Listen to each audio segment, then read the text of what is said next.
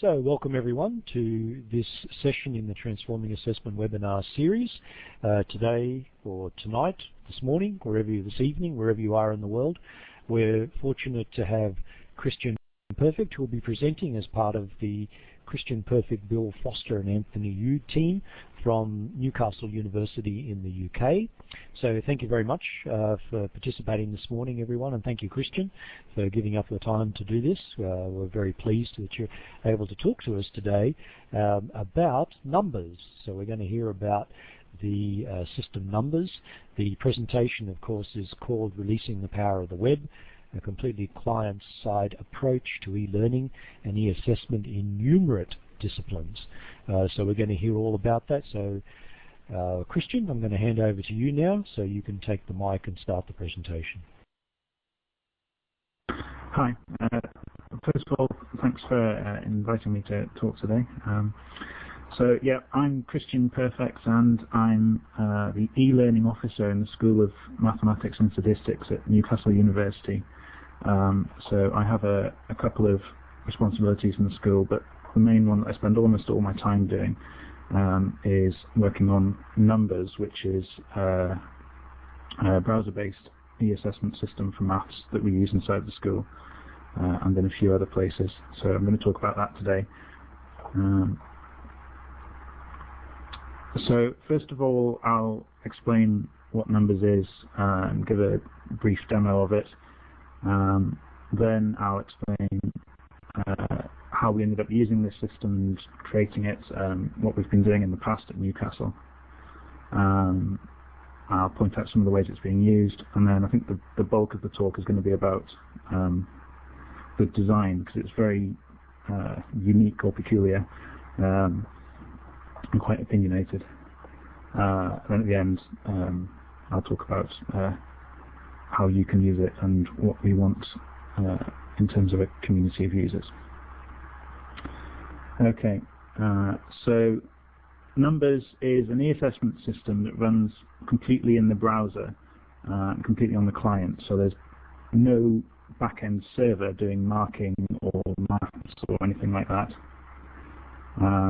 It uses the SCORM standard to interoperate with VLEs and learning management systems and things like that for session tracking and scorekeeping.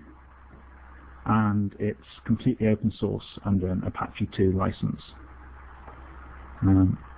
So I'll start with just a brief demo of the system running.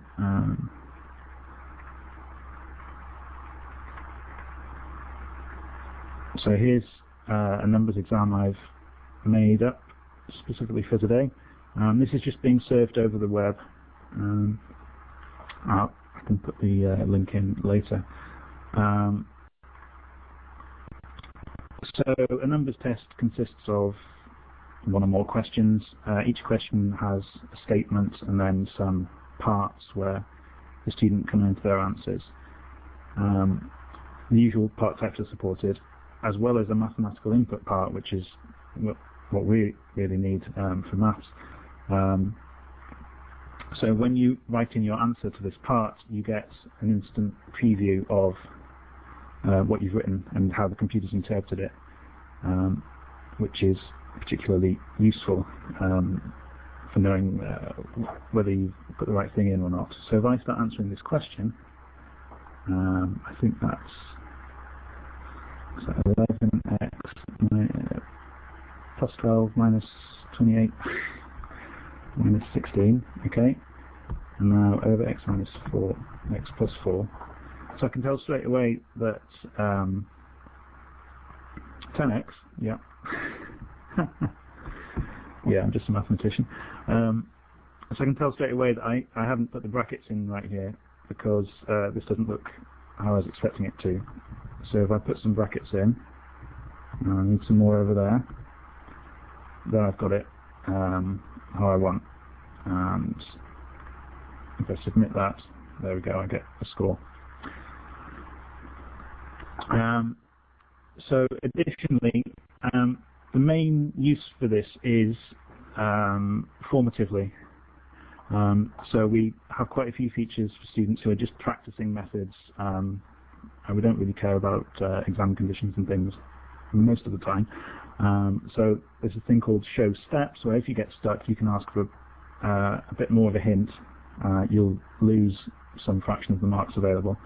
And we could do things like give a solution or embed videos, and we've recorded rather a lot of very short videos of simple examples of things from the first or second year maths course here. So that was a question on mathematical expressions. Also, all questions are randomized. So this is one I wrote for a numerical reasoning workbook. So all of these numbers and even the units of money are randomized here. So if I randomize it again, I get different numbers, and eventually I'll get a different currency. What are the chances of getting there we go, $1? So because it's all running in the client, it can very quickly regenerate questions, so you can get more practice. A great use of this kind of thing is for stats questions, where the students just need to practice doing calculations, practice methods. Actually, I think this question is from a numerical reasoning booklet. So they're presented with a data table, and it's a multiple choice question about you have to pick out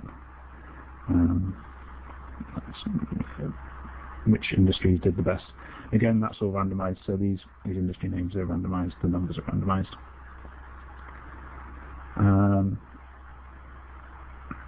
Sorry. Back on that third question, I missed something. In the steps here, you can have some extra parts, so you can go some way towards giving partial marks for a partially correct solution. So you can guide the student through the question and show them what things they need to work out.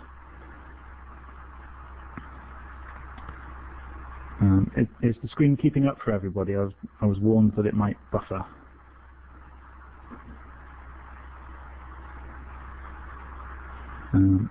I'll carry on talking while people type. So this is another mathematical input question. It's particularly appropriate for mathematical input the way we do things.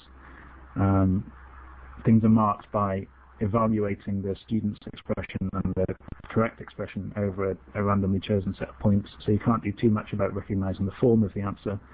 But questions like this, where you're unlikely to write something trivial from what you're given that is equivalent to the correct answer, are particularly good. And if I reveal the correct answer there, it will show me the correct answer, and we can also give worked solutions to every question. And then finally, this question is just showing off that we've got fairly comprehensive statistical support. So I think a fairly big sample of data was randomly generated when this question started, and you need to work out some statistics on it. So you can ask pretty complicated stats questions. And if I reveal that, we get a worked solution, which Bill Foster has spent a long time writing out these worked solutions for every question. They take a lot of work, and of course they match up with all the randomized numbers for the question. Okay, so that's the end of that demo for the moment. I'll go back to the whiteboard.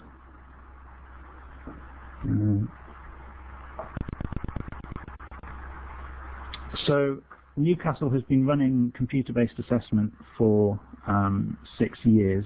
We used to use a system called ISS, which was developed up near Edinburgh, and that has a fairly long lineage stretching back to the CALM system quite a while ago. That diverged into a couple of academic and commercial systems, such as CalMAT and Scholar. So we were using that until about, I think either 3 or 4 years ago, Bill and Anthony came up against a couple of problems to do with reliability and particularly functionality. but ISS just couldn't meet. Nothing new was really being added to it. The interface was getting very old, and there were quite a few crash bugs and reliability problems. So we decided to start from scratch, develop something over the web, because that would be the most accessible, and very early on we got it open sourced so that it would be available for everybody.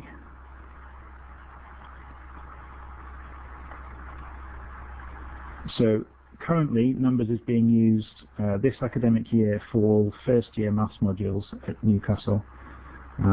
Each module has 4 tests which the students do throughout their semester. They get a week of practicing the test and then a week where it's in assessed mode, and each answer they submit is the final answer. And they don't get any feedback until the end on how well it did. Next academic year it's going to expand into the second year as well, so we'll be running it on both first and second year. We've had over 15,000 graded sessions so far, ones we're keeping track of on Moodle, and remarkably few complaints compared to the old system especially. People seem to just get along with it. Last September we had a diagnostic test for the first year biomedicine students where they were all in the computer cluster at once, and the server held up just fine because most of the real work's being done on the client, so that was a real bonus compared to the old system. Also we've had some funding from HE STEM that Kingston University applied for to use Numbas in a couple of modules there, and I think it's also been used in Leicester. And these last two things, revision material on the MathsAid website and some randomised printed worksheets, I think I'll talk a bit more about later. They're really good examples of the different ways you can deploy Numbas that aren't in a formal assessment context. So now I'll talk a bit about the design decisions. Bill Foster has written Math Centre at the bottom. I'll get onto that. Yeah, we've put a selection of Numbas exams on Math Centre and also a publicly available editor. Yes, Matthew's asking, will it work without an internet connection? Yes, and we do that. We send a USB key to all our incoming first years with a copy of the diagnostic test they need to do in their first week, so that they've first of all they know what they need to revise, and then they've had some practice with the system.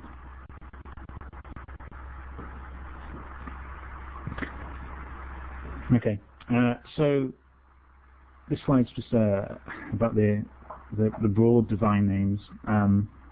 The reason we decided to make a new system was we wanted more maths functionality. We were coming up against the limits of what ISS could do. It could do basic number manipulation, basic algebra and maths. But we want to do stuff like complicated stats, some number theory, possibly group theory, stuff that would need some custom code writing. We want it to be accessible, which means it should be run by everybody should be able to access it in the way they want. So run on different operating systems, different devices, accessible to screen readers and things like that. But we're pretty happy with the question design and the way the pedagogy of ISS, so we would keep that roughly the same. How does it work with screen readers? It's a web page. I've put in all the WAI ARIA things. I think I need to merge that into master, but yeah, you can tab through it all. You can access it through a screen reader. I've had a quick go with NVDA. Screen readers can read maths because Math Player in Internet Explorer will work with MathJax, which is what we use to display the maths. There isn't great support for it, but it is coming in. I think NVDA are working on reading out maths as well. Does that answer your question?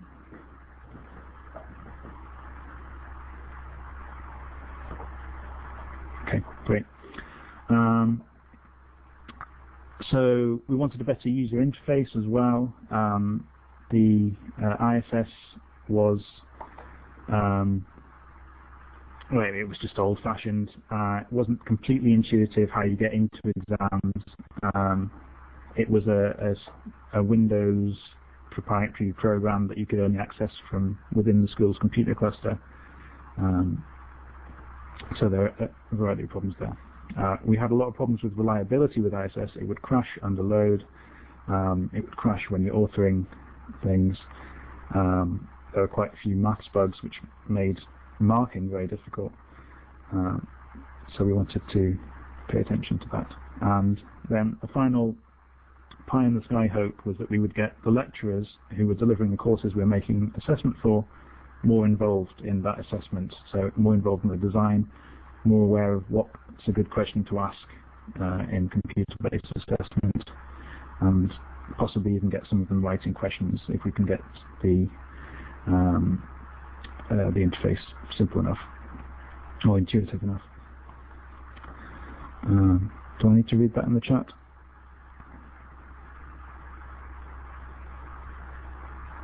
Okay. Yeah, that sounds interesting, Tim.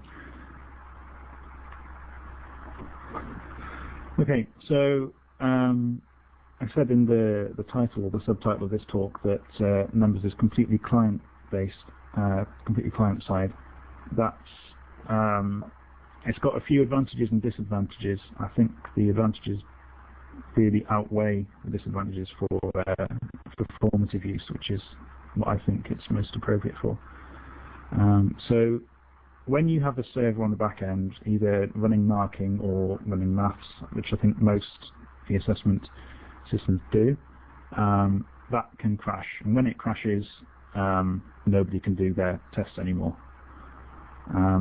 It also means that if you want to start using that system and your institution doesn't already use it, you've got to find someone to set up a server for you, someone to maintain it. Which is more effort. And then just on the user interface thing, if your system needs to call out to a server to render maths every time, so when students write their answer, if they need to press a button to get it to interpret what they've written, that slows things down and just generally makes the experience a bit worse, I think. When you're running on the client, I'll get to the disadvantages because there are some, but the advantages are that it scales really well because all the computing's happening on each person's computer. Everyone's got pretty powerful computers these days. Even iPads are really quite powerful. So it scales well. All the back-end server would be doing in a summative assessment would be keeping track of marks, just counting numbers, which is very easy. If you've got something on the client, it's easy to deploy. As Matt mentioned before, you can just stick it on a USB key and give it to someone. They don't need to install anything. So that's a huge bonus. And when a client-side program crashes, it's just crashed on that one computer and nobody else is affected and they can carry on. So I didn't put some disadvantages on this slide, but the big one is security, and I'll get to that in a bit. If it's all running on the client, you can't trust that they're not cheating. So I've said a couple of times already that computer-aided assessment is really best for formative assessment. That's because in formative assessment, students just want to practice method. They want to get familiar with the basic stuff they're being taught. So if you've got an infinite source of randomized questions on factorizing quadratics or solving ODEs or something, that's exactly what students ask for. They can just try over and over until they get the hang of what they're supposed to be doing, which is great. For summative assessment, you have a couple of problems. First of all, cheating. With a client-side design, that means that you have to be in an invigilated environment. We're doing a curriculum review at Newcastle, and I think there's quite a move towards having class tests So we get everyone in a computer cluster to do something that counts for marks. This is something that quite a lot of universities are thinking about, and some are just getting rid of homework entirely. So it's not just a computer-based assessment problem. But the other thing is, can you ask sufficiently challenging questions in computer-based assessment? The kinds of marking you can do, you can only mark numbers or expressions. You can't mark proofs. There are a couple of systems that sort of do, but not in a great way. So you can't really assess what students learn in a way that's satisfactory. Like when a student's doing a formative assessment, they will be learning stuff by doing the question. It doesn't show up in the marks they get for putting the correct answer, and that's a benefit to them, but you won't see any of that in a summative assessment. So it's great for foundation courses or first year. We use it summatively just to check that students can do the basic techniques, but beyond that, I'm not too keen on summative assessment.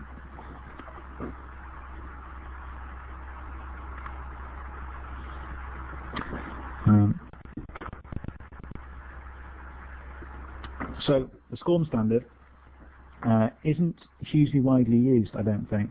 I think it should be. Maybe it gets a bad press. The SCORM standard just handles the interface between the assessment and the learning management systems like Blackboard or Moodle. All it does is manage launching the assessment, manage saving sessions, and taking scores and tracking data back from the assessment and saving them in the database. It doesn't do anything like representing the question in... Tim says SCORM is widely used in commercial training. Yeah, it's really useful for that. The first year modules with numbers assessments, yes, there are 4 in-course assessments for each module, which count for, I think it's 10% of the total mark in total. And students just do those at home, but it's really for their benefit to get some practice. We've got a solution for having a lockdown environment for them to do those assessments in next year. Okay, my statement that SCORM isn't widely used is being disagreed with, which is good. Yeah, so SCORM's a pretty great standard. It lets me do all the setting up the question, asking the student the question, and doing the marking. And it lets Blackboard and Moodle do access control, keeping track of marks, all the stuff I'm not really bothered with. And because Blackboard and Moodle have pretty good SCORM support, it means I've just written numbers exams. They can go into Blackboard with no problem, or they can go into Moodle no problem. We actually switched about a month before term started last year to Moodle because of a reporting problem with Blackboard, and it was no changes needed to be made to numbers, which is great. I've stuck in compare with QTI on that slide there. I'm really not keen on the QTI thing. I think maybe if someone asked the question at the end, I could rant for a while, but maybe it would be best if I didn't right now. The only problem is the SCORM support in Blackboard and Moodle is it runs, but there are some problems. Blackboard doesn't do reporting very well, and Moodle's code is it's either very old or it was just written badly to begin with. It's quite slow, and it uses a lot of space in the database. I've written some code to fix some bits of that, but it's still got a way to go.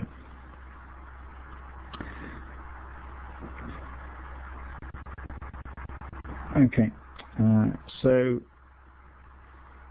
since numbers exams are running in the browser, the reason for that is we want there to be nothing to install for the students.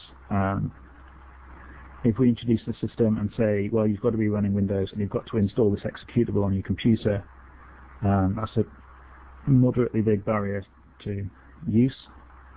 It's a support problem as well. If it runs in the browser, we can run You can run it on VLEs. You can just stick it on the web.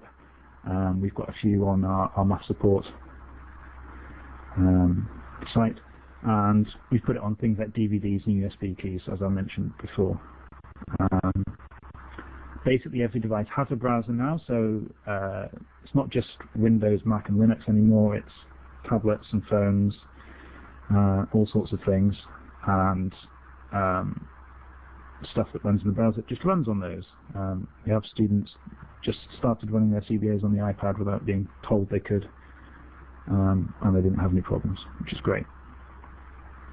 And the title of this talk is Releasing the Power of the Web. What that means is the stuff you can do on the web these days is embed videos, there are interactive graphs, all sorts of things that you can embed in the page. It's very easy to add interactive or animated things into a question, into an exam. If we'd been writing some desktop app for that, I would have had to write a load of code to embed videos or a load of code to create graphs, which I don't fancy doing. Finally, you can't trust the browser to do what you want it to do. It does what the client wants, and when the client is a student, that means cheating.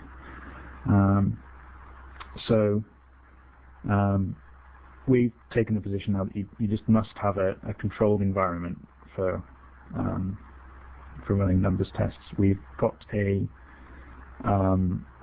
locked down browser which we can use, was developed at Newcastle for the OLAF project, so they all sit down in a cluster and all they get presented with is the Moodle front page, and they can't launch any other programs or look at the source or anything like that.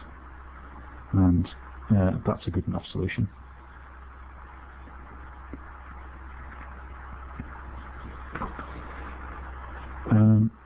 Sorry, Tim, what do you mean, which browser am I using?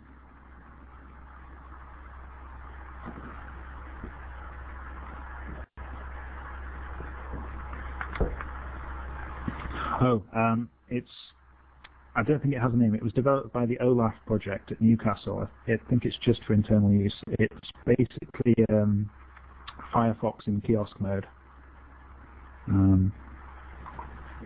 Yeah, I had a look at the variety of secure browsers that exist, and no, it's not Safe Exam Browser. I looked at that one.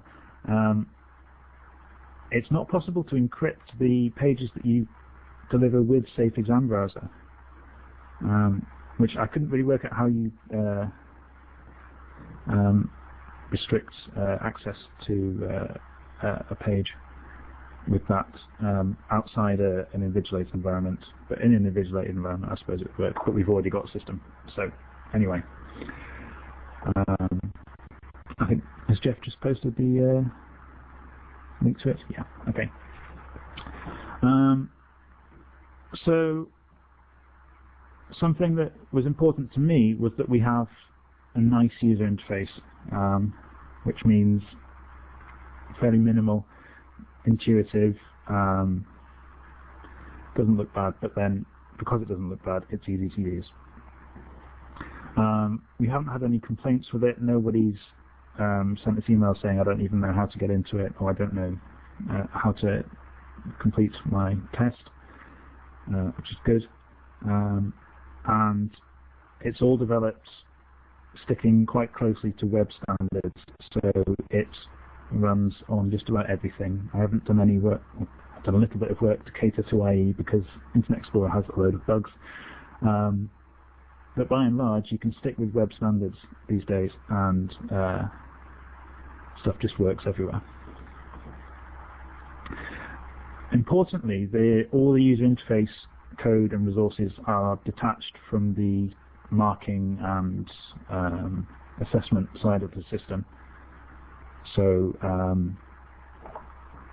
you can completely customize the interface.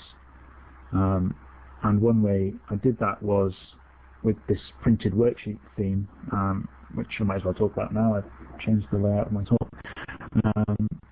Peter Rowlett, when he was delivering a course at Keele University, said that he wanted to create randomized paper assessments for his students, so that you could ask complicated questions that can only be marked by a human, but everybody gets a randomized question. So one, they can't copy off each other, and two, they can't copy off each other.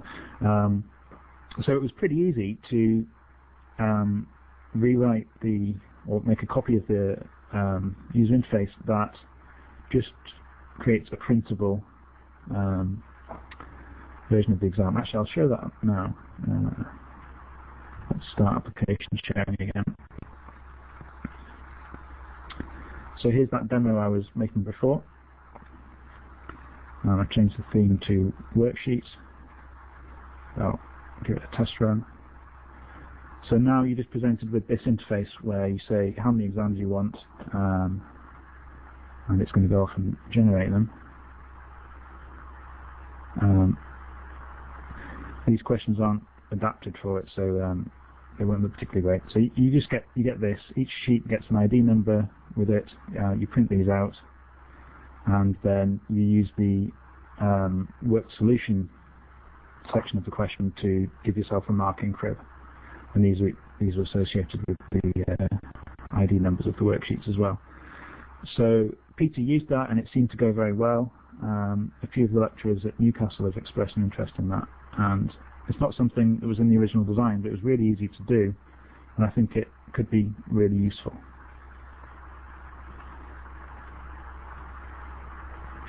So back to the slides.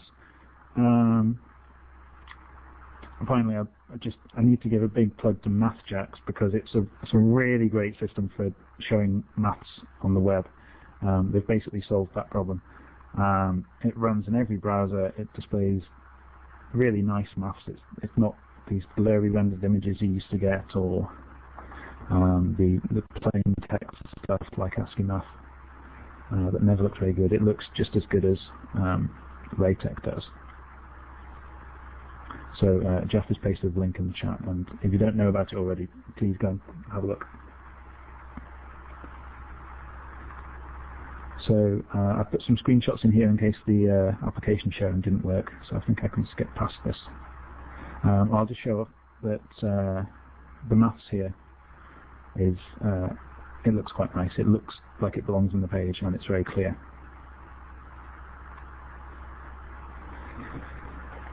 Okay, so questions, I haven't changed at all how the questions are designed. I think it's basically the same as it was back in CALM. Each question has statements, and then it has one or more parts. Each one of those parts is an area for the student to enter an answer. You can give them a prompt for each part to tell them what to do. And each part can have steps if you want to give the students the possibility of seeing a hint. And as I showed at the start, we often use that to embed a video, which really helps. And then every question can have a full worked solution. So in formative mode, in practice mode, we let the student reveal the answers to the question and then see this full work solution, which is better than just sitting blankly at the screen and not knowing where to go.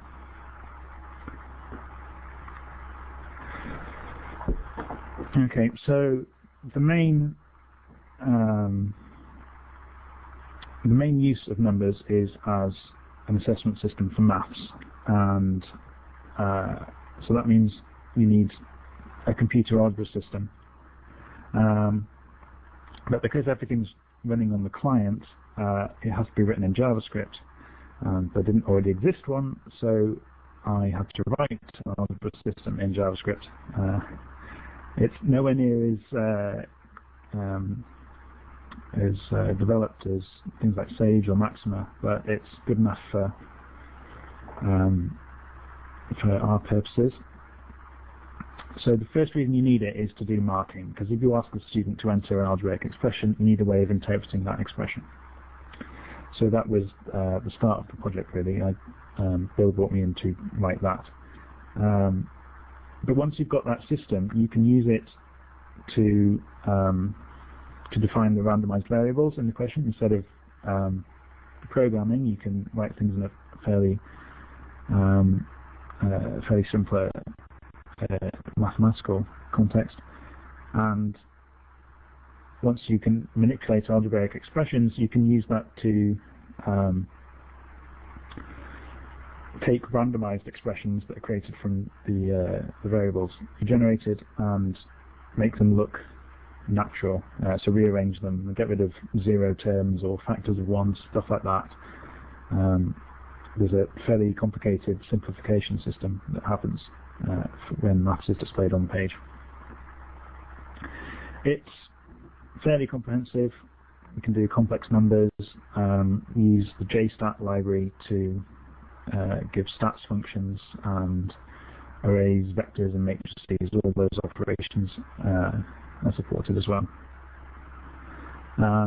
But the absolute greatest benefit of having this math system running in the browser is that it can give the instant preview of the student's input. It can immediately parse and render to LaTeX the student's input, which is enormously useful.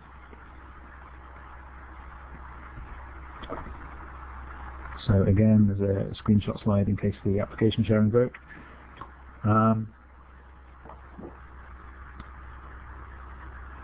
So I wanted to talk a bit about displaying maths, because there are a few ways. There's Mathemel that was never, well, it was taken up. It's used at the back end for quite a lot of publishers, but it's not great for people to write. There are WYSIWYG maths editors, which novices like, but mathematicians pretty much all use LaTeX to write maths because it's just easier, and it's extremely expressive. But LaTeX is just a language for typesetting maths. It's not something for representing the meaning of maths.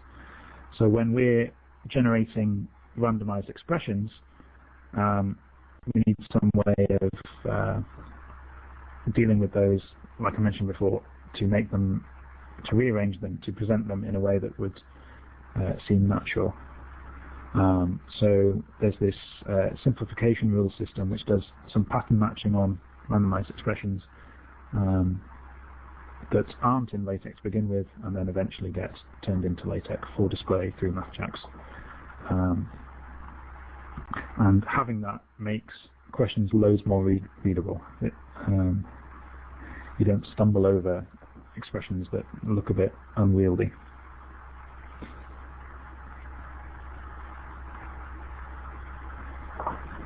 So I've mentioned randomization a lot, and I think that's the key benefit of computer-based assessment, that you can randomize the questions, and it's particularly easy in maths because everything's numbers, and numbers are easy to randomize, much easier than passages of text. So just about everything in a numbers question can be randomized. That includes the statement text, the answers to the questions. Even when you've got a multiple choice question, you can randomize the marking matrix for that. So you can do quite complicated things with randomizing the choices the students are presented with. So the variables for each question are defined declaratively, which means you just, for each variable, you give it a definition, and the system works out how to evaluate that, which ones need to be evaluated first, and which ones depend on others, and things like that. So you're not writing a program for a question, which requires a certain mindset. You can go as far as just saying, I want a variable A, which is a random number between 0 and 10, and a variable B, which is roughly the same, and then use that in the question. The syntax used is the same one used for the algebraic expression parts. It's basic. It's like what you type into a calculator. But additionally, something that's become really important, that I just chucked in without really thinking about it as a design thing, is that you can create your own functions for each question. So when you find yourself doing something over and over, or you want to do something that's a bit more complicated, you can create a new function which does that, and you can write that either in the simple syntax, or you can write a JavaScript program. And finally, because all this randomization is happening in the client, that means I've put a button at the bottom of the question that says, try another question like this one, and it immediately generates the question again. So I'm not doing any of this stuff like create 10 questions and cache them and deliver to the student a random one. It's completely randomized each time, and to re-randomize takes half a second, even for a complicated question, which is great.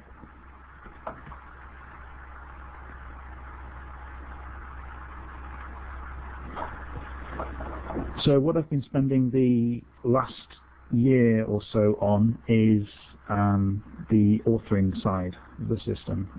The thing presented to students was basically done about a year ago. So since then I've been making a web-based editor for questions that should make creating questions quite easy, or easier. So when you're writing questions for maths, there are some bits of that are hard. Randomizing variables properly, making sure you don't get any singularities appear, all that stuff needs a lot of thinking about. When you're writing stats questions, it can get quite complicated with just how much data is going about, and that stuff does just need thinking about. There's a learning curve there.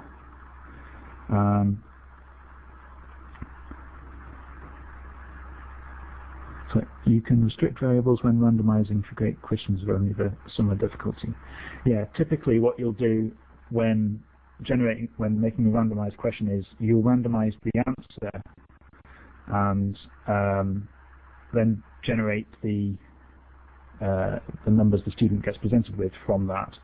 So you're suppose you've got a partial fractions question, you'll make sure there are no repeated roots just by designing the solution, but that won't be the case, and then you can reverse engineer that to get the numbers you show the student.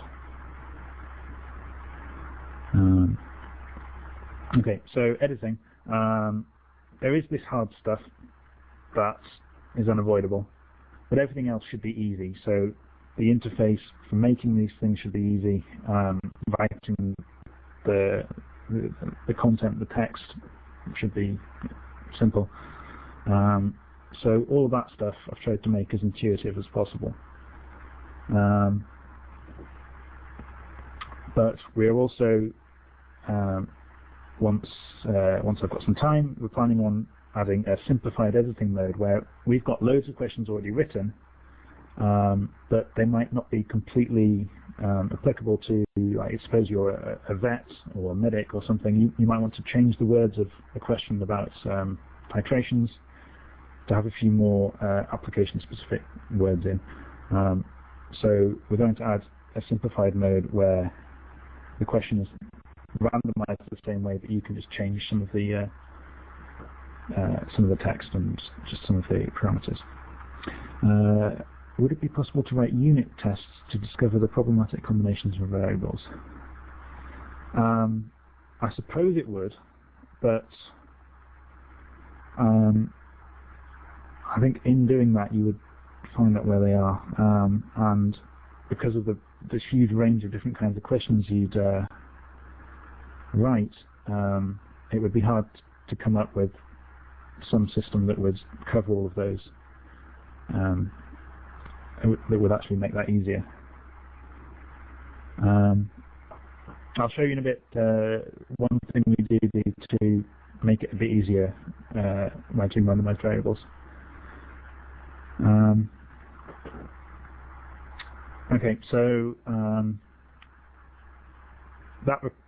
this authoring requires a server just for keeping the questions on. It's not something the students use.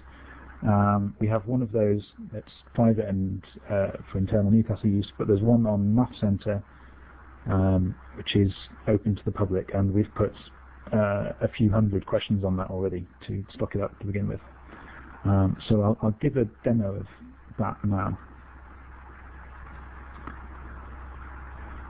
How am I doing for time, by the way? Am I supposed to finish on the hour or a bit before? No, that's fine, Christian. Keep going. Okay. About 6, but it doesn't have to be on the dot. Okay. So this is the editing interface. I'll go to questions. Actually, no, I won't. I will open one of these questions.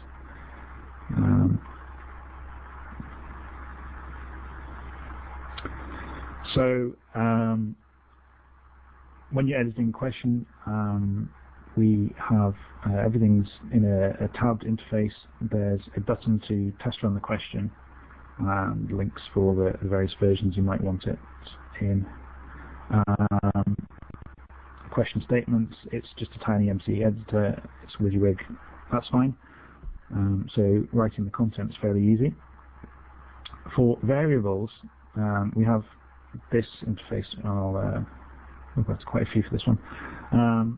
So each variable, the definitions in this are fairly simple, but there's a column on the right hand side for seeing it generates a value for each variable, and you can regenerate over and over to see what kind of values are produced. So you'll see while you're writing these, you'll see if something goes wrong. So that goes some way towards making it a bit easier to pick good values for questions. And running a question is very quick, so you can test things very quickly.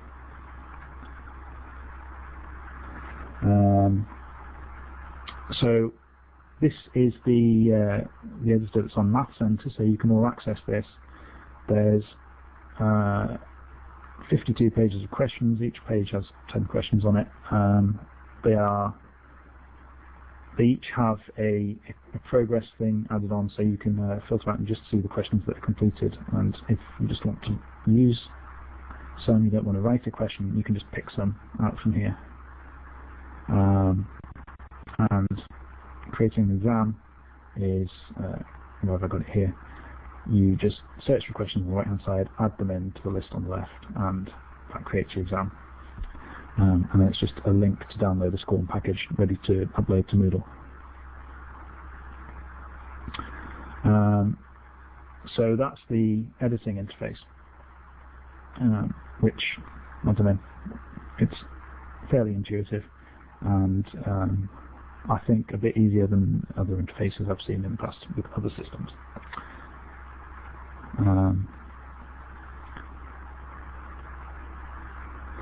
Okay. So that was some more screenshots in case it didn't work. Numbas has a built-in support for extensions, which means you can add on some functionality if it's not already there. We have one built-in extension at the moment which provides a load of stats functions from the JStats library. In the past, I've had one that uses JSXGraph to embed interactive graphs on the page that are randomized using the question's random variables. So I had a question that drew a couple of randomized lines, and you had to find the point of intersection either by dragging it onto the graph or by writing the coordinates. That broke a couple of versions ago because of Internet Explorer. But someone just prodded me yesterday, reminding me that it's broken, so I'm going to fix that soon. So you can do stuff. Extensions are the means by which we will do things like add in randomized graphs, randomized or interactive graphics, things like that. Additionally, the user interface, as I said before, is separated out. We have this concept of themes. So you can change the way the exam looks, the way it's presented to the student, or like the printed worksheet theme, you can completely change how it's delivered. And I should mention here, I didn't put a line in. there's support for localization of all the text. So somebody has already done a Norwegian translation for us, and I think someone's working on a Dutch translation as well.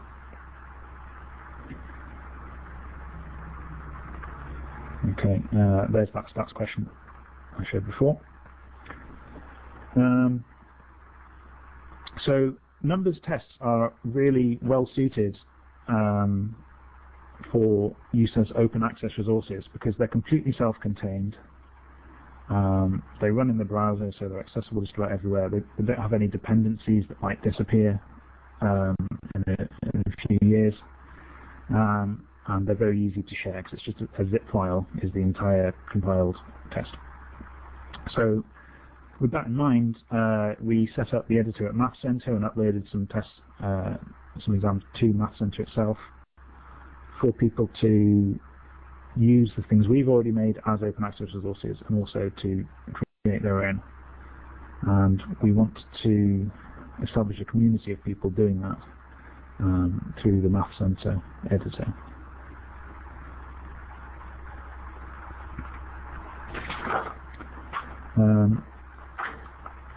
So finally, I think I've already talked about this a bit, but because Numbas exams are completely self-contained, that gives you a load of different ways of delivering them to students.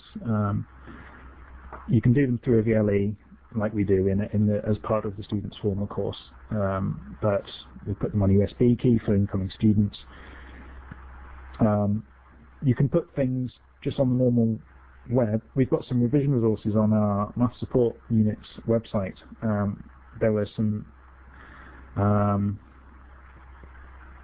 We had a lot of engineers came in having trouble with ordinary differential equations, so we made up some worksheets for them, put them on the web, and also made some numbers tests to go with that so they could practice the methods. And judging by the amount of traffic that gets, it's been really successful. And then finally, I really like this printed handouts thing. I think it's quite unique. Creating printed handouts that are all randomized, and you also get a marking scheme for each student is quite useful. So I'm at the end, I think. If you want to use Numbas, go to numbas.mathcenter.act.uk. I think that link is clickable. You can either use stuff that's already existing, or you can create an account and create your own exams by collecting questions, or even write your own questions. And you can start by copying the ones that already exist and modifying, remix, if you will. All the source code's on GitHub. There's some documentation which has become a lot more comprehensive recently, and that's what I'm working on at the moment. There are a couple of tutorials on writing questions and things. And on the left-hand side of the editor page, there's a feedback link which I'd really like you to use if you have any problems. That just immediately sends email to us. Or we have an email address as well, numbers@mco.uk. So that's it. Thank you very much. Christian, thank you very much for that. That was great. A really nice walkthrough, really nice discussion of how to present numerical questions through the web interface, so that was great. So now it's a chance for people to ask any other questions. So you can either type in your questions or you can ask to take the mic. Remember, you can, if you click the little hand symbol, a little number will come up beside your name and we'll know that you would like to take the mic. Otherwise, you can type in your questions. And Mathew has actually just reminded everyone about filling in the feedback survey, if you wouldn't mind. So there's a link that's come up there. It should be on your web page now. So if you click that, that will take you to the feedback page. So while we're asking questions and while Christian or Bill are responding to those, please fill in the survey. So over to the audience participants now.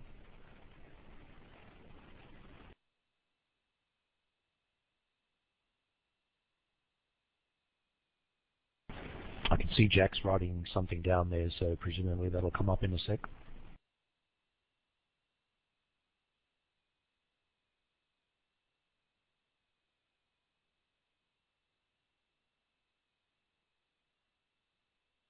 You're also welcome to take the mic if anyone would like to ask a question.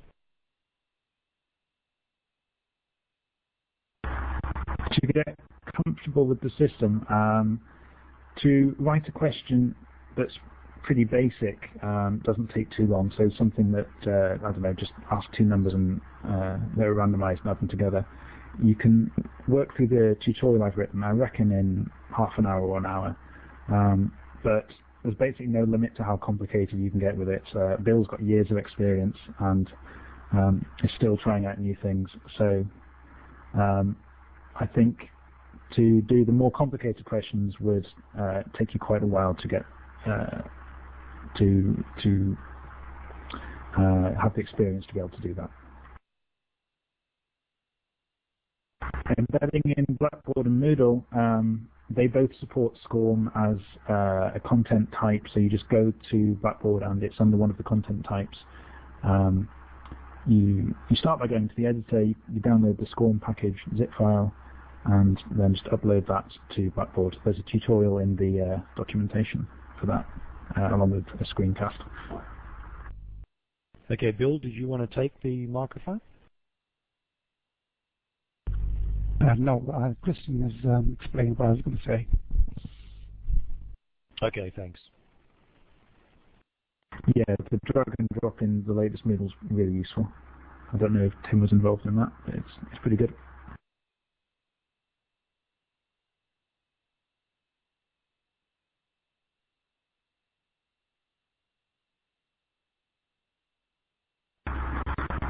I really don't think a converter for QTI or especially Mathew would.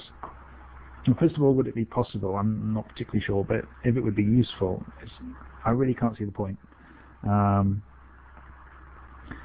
Unless you're locked into a only QTI system, I can't think why you'd want that. Yeah, the question design in Numbers is it doesn't fit into QTI, and what the QTI standard specifies is so minimal, it's really doesn't let you do much.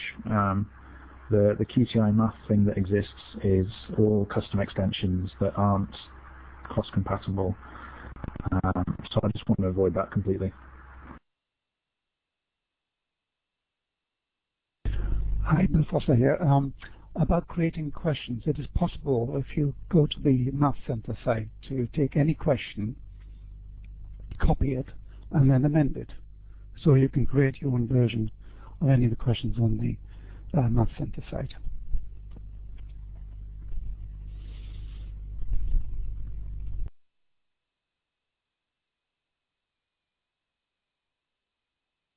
Okay, I can see Kalari's writing something, so we'll just wait for that to come up.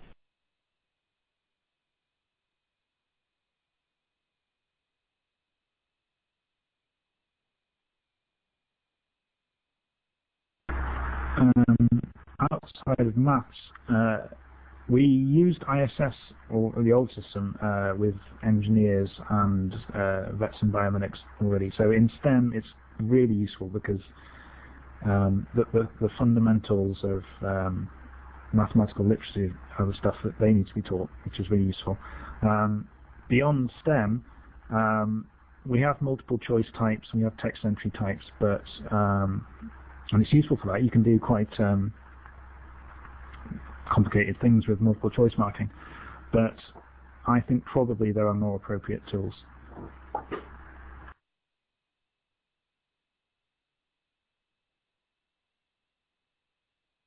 Christian, I'm not sure if you saw Kalari's question there, which was about the using the editor at the same time.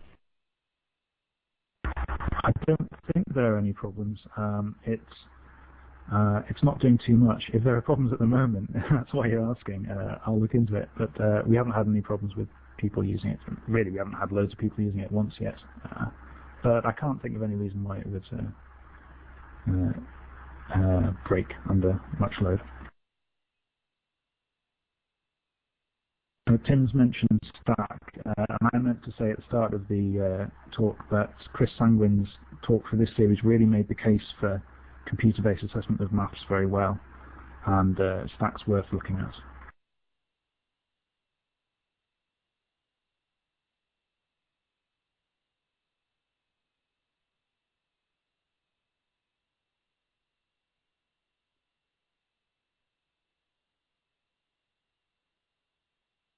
Jack, you've asked if there are any instructional designers involved. I don't understand that question.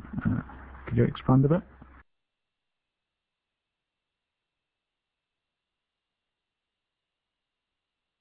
No, we don't use Mathematica because everything has to be in JavaScript in the browser, so we can't call out to things like Mathematica or Maple or Sage or Maxima or anything like that.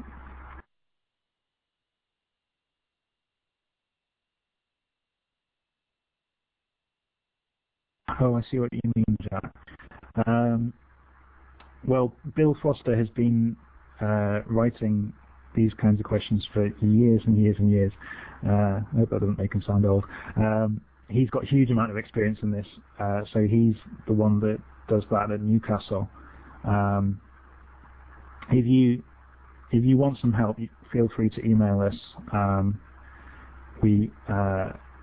We're looking at arranging something to do with possibly commercial services for writing questions, things like that. We've already had a couple of projects with HE STEM to do with writing questions for other universities.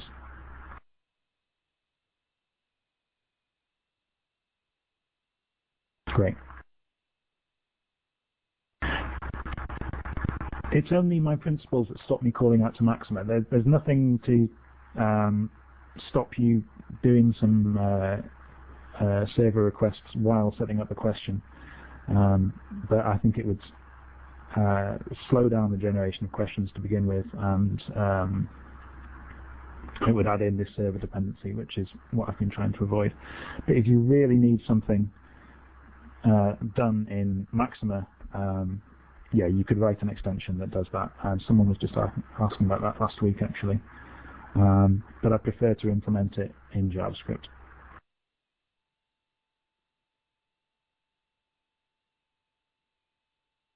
Well, I already have, Tim.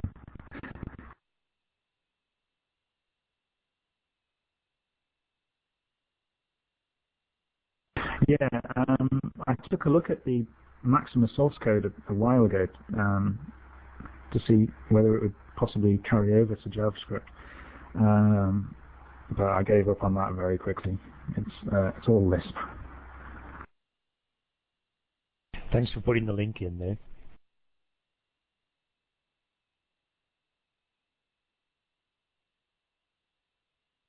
Do you mean mobile apps, Jack?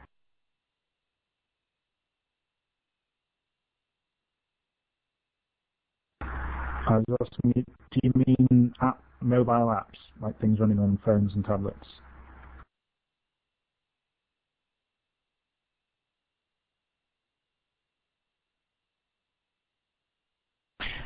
Okay, Christian, it's been a great presentation and a great discussion.